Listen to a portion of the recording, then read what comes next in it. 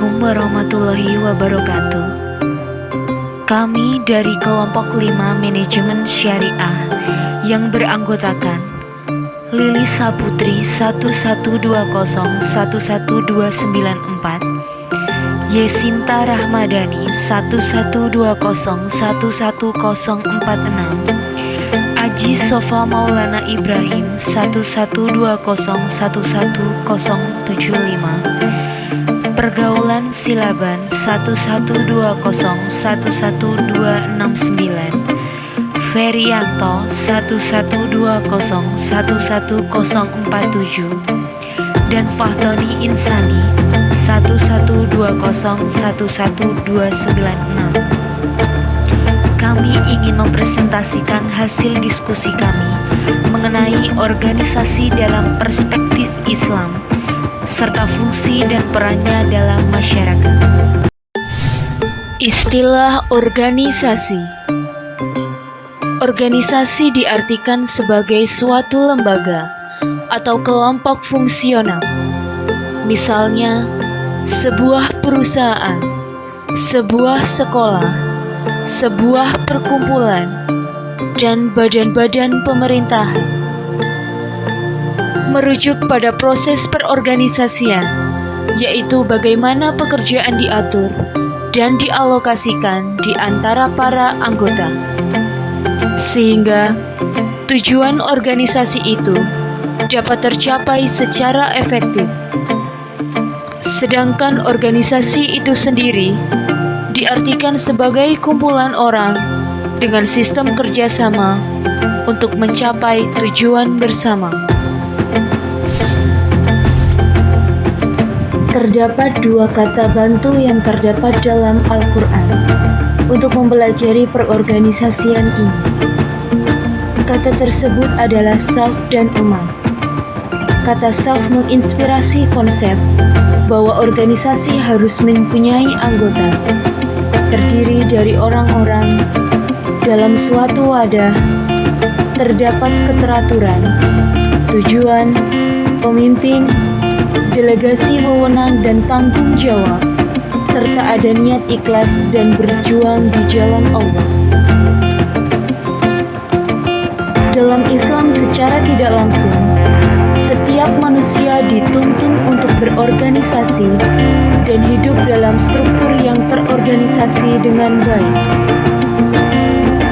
Dalam organisasi untuk mencapai tujuan dan cita-cita, dalam sebuah organisasi diperlukan sebuah pemimpin yang mampu memotori dan mengarahkan setiap anggotanya, sehingga tujuan tersebut dapat tercapai dengan baik dan lancar.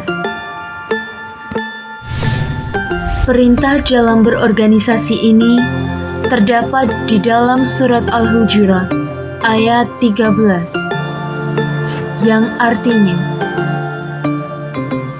"Wahai manusia, sungguh kami telah menciptakan kamu dari seorang laki-laki dan seorang perempuan. Kemudian kami jadikan kamu berbangsa-bangsa dan bersuku-suku, agar kamu saling mengenal. Sesungguhnya, yang paling mulia di antara kamu di sisi Allah ialah orang yang paling bertakwa. Sungguh, Allah Maha Mengetahui, Maha Teliti." Syarat terbentuknya sebuah organisasi. 1. Adanya 2 orang atau lebih sebagai anggota atau bagiannya. 2. Adanya maksud untuk saling bekerja sama di antara para anggotanya. 3.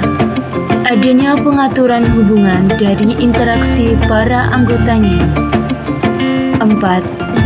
Adanya tujuan yang hendak dicapai dari adanya organisasi tersebut. Dalam Islam terdapat 3 prinsip yang harus diamalkan dalam organisasi. 1. Prinsip ubudiyah atau pengabdian diri terhadap Allah. Konsep ini meletakkan setiap kerja yang dilakukan sebagai ibadah yang juga akan memperoleh ganjaran pahala di akhirat. Tentunya dengan menghayati prinsip ini, diharap seseorang anggota atau ahli organisasi akan menjadi ikhlas dalam kerja mereka, dan keikhlasan hati adalah penggerak utama ke arah kesungguhan bekerja dan peningkatan prestasi. 2. Prinsip Masuliah. Prinsip ini menuntut seorang pegawai dan ahli organisasi supaya senantiasa berwaspada dan bertanggung jawab atas apa yang mereka lakukan atau belanjakan. 3. Prinsip Itqan. Prinsip ini menuntut bekerja dalam mencapai perkhidmatan dan pengurusan cemerlang. Setiap anggota dikehendaki mengutamakan kualiti dan produktivitas di dalam memberikan pengkhidmatan. Unsur-unsur yang harus ada dalam organisasi Islam. 1. Adanya tempat. 2. Adanya pemimpin dan yang dipimpin. 3. Adanya tujuan yang jelas. Unsur-unsur organisasi. 1. Manusia atau man. 2. Kerjasama. 3. Tujuan bersama. 4. Peralatan atau equipment. 5. Lingkungan. 6. Kekayaan alam. 7.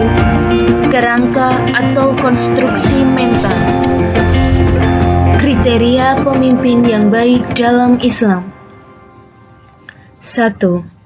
Memiliki sifat fatonah atau akal yang cerdas. 2. Memiliki sifat amanah yang tinggi. 3. Memiliki sikap iltizam yang tinggi. 4. Memiliki sifat asyidik atau jujur.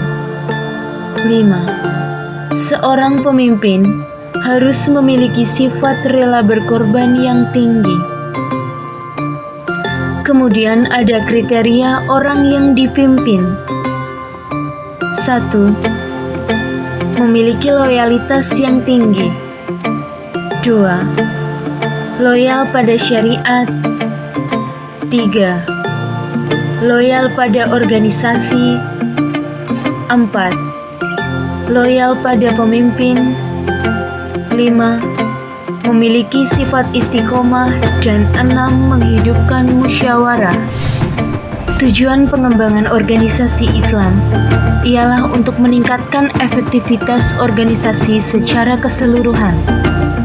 Untuk mencapainya, di antaranya dengan melakukan langkah-langkah sebagai berikut. 1. Penajaman akan visi dan misi organisasi yang disertai dengan tafsirannya agar mudah dipahami oleh bawahan. 2. Membangun organisasi menjadi mission focus, mission directed, philosophy driven, value based organization. 3. Meningkatkan keharmonisan hubungan kerja antara pemimpin dengan anggota organisasi. 4. Meningkatkan kemampuan memecahkan persoalan organisasi secara lebih terbuka. 5. Peningkatan keterbukaan dalam berkomunikasi. 6. Peningkatan semangat kerja para anggota organisasi dan juga kemampuan mengendalikan diri. Karakteristik budaya organisasi terdiri dari 1. Inovasi dan pengambilan risiko. Sejauh mana para anggota atau karyawan didorong untuk inovasi dan mengambil risiko. 2. Perhatian kerincian ialah sejauh mana anggota atau karyawan diharapkan memperhatikan presisi atau kecermatan, analisis dan perhatian atas rincian terhadap kerja atau aktivitas organisasi.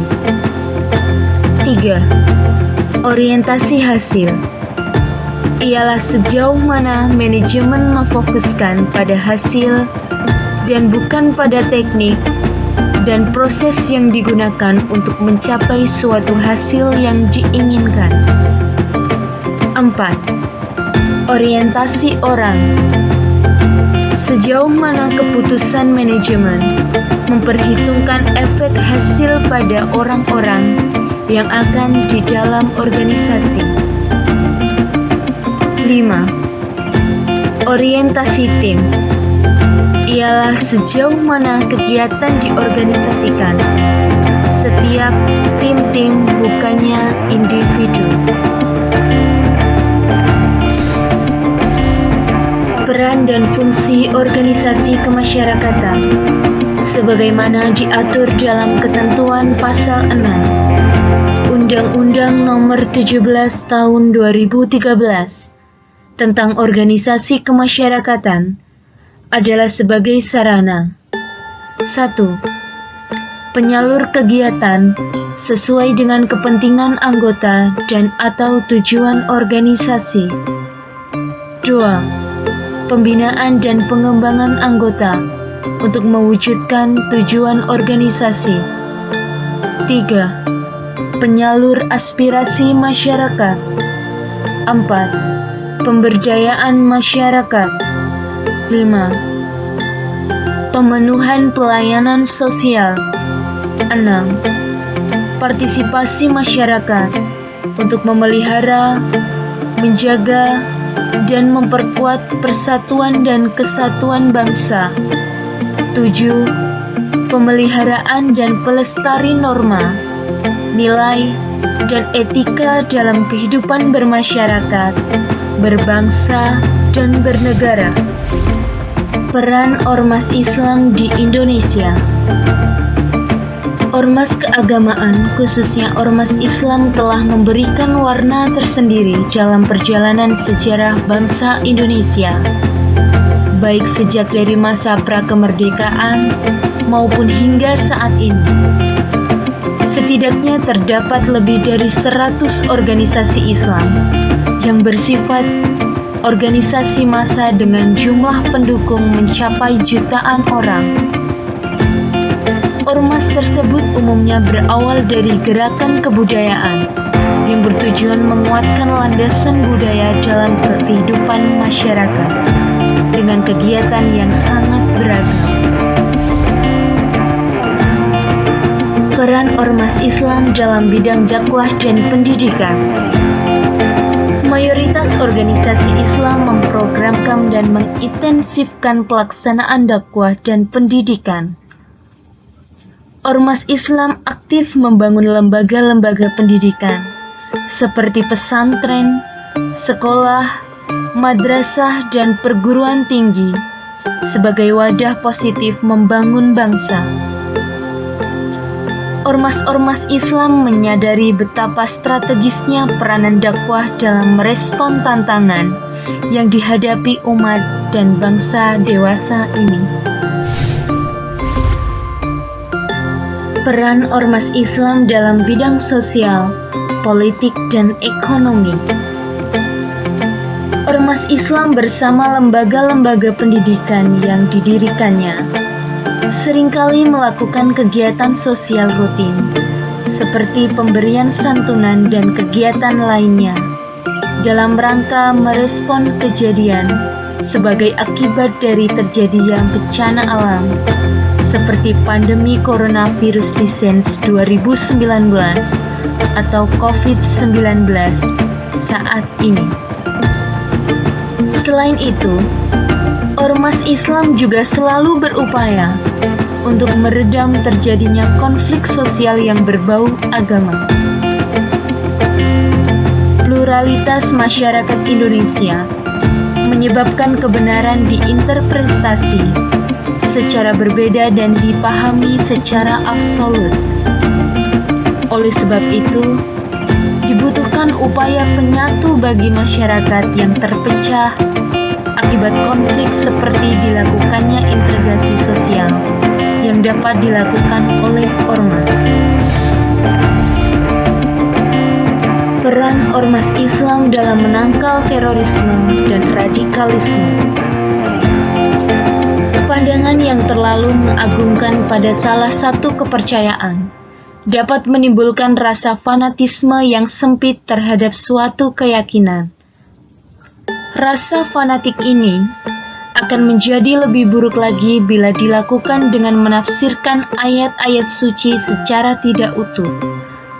Hal ini dapat membuat seseorang menjadi fanatik dan radikal disebabkan oleh pemahaman agamanya. Sekian presentasi dari kelompok 5. Atas waktu yang telah diberikan, kami ucapkan terima kasih. Wassalamualaikum warahmatullahi wabarakatuh.